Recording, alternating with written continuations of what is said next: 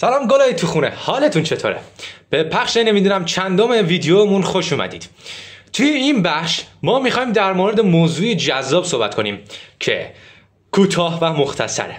الماسی که فقط 2 نفر تونستن پیداش کنن توی همین شبکه مزخرف دلتا فورس. یه الماس کمیاب و سخت اما گرانبها که ارزش بکنم معنوی زیادی داره اگر اشتباه نکنم.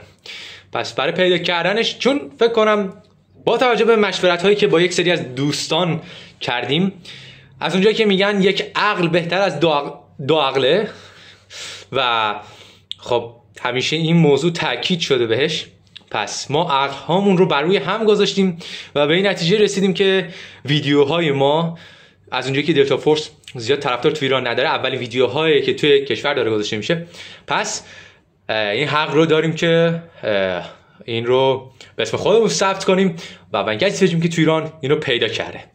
پس این الماس رو اگه میخوایم پیدا کنیم و به اسم ایران ثبتش کنیم، اولین سری کسایی که دارن توی این ایران این رو پیدا میکنن ساب کنین، لایک کنین و نظر بدین که مثلا کی، چطور و تو کدوم حالت اپریشن بذاریم.